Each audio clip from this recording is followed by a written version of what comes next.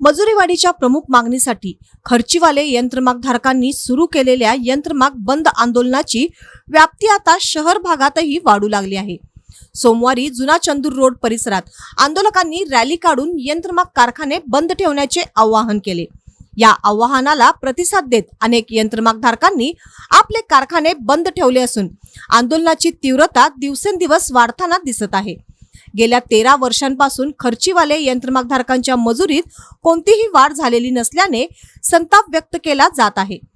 वाढते वीज दर, सूत दर, कामगार खर्च आणि इतर उत्पादन खर्चामुळे खर्चीवाले आर्थिक अडचणीत सापडले आहेत। त्यामुळे ग्रामीण भागात सुरू असलेले आंदोलन आता शहरी भागातही पोहोचले आहे।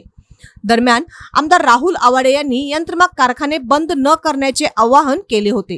मात्र मजुरीवाढीचा प्रश्न मार्गी लागेपर्यंत आंदोलन सुरू ठेवण्याचा निर्धार रविवारी झालेल्या मेळाव्यात करण्यात आला।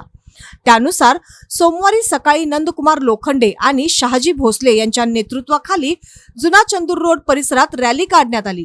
या परिसरात सुमारे 250हून अधिक यंत्रमाग कारखाने असून काही कारखाने सुरू असल्याचे आंदोलकांच्या निदर्शनास आले। त्यानंतर आंदोलकांनी संबंधित कारखानदारांची भेट घेत आंदोलनाला पाठिंबा देण्याचा आणि कारखाने बंद ठेवण्याचा आवाहन केला। अनेकांनी त्याला सकारात्मक प्रतिसाद देत कारखाने बंद केले। दरम्यान विनंती करूनही कारखाने सुरू ठेवल्यास सुताची बिमे कापण्याचा इशारा आंदोलकांनी दिला आहे। त्यामुळे वातावरण अधिकच तापण्याची शक्यता व्यक्त होत आहे।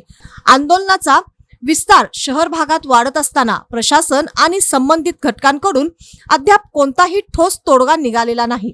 त्यामुळे खर्चीवाले यंत्रमागधारकांची आर्थिक कोंडी अधिकच वाढत चालली असून उद्योग क्षेत्रात चिंतेचे वातावरण निर्माण झाले आहे।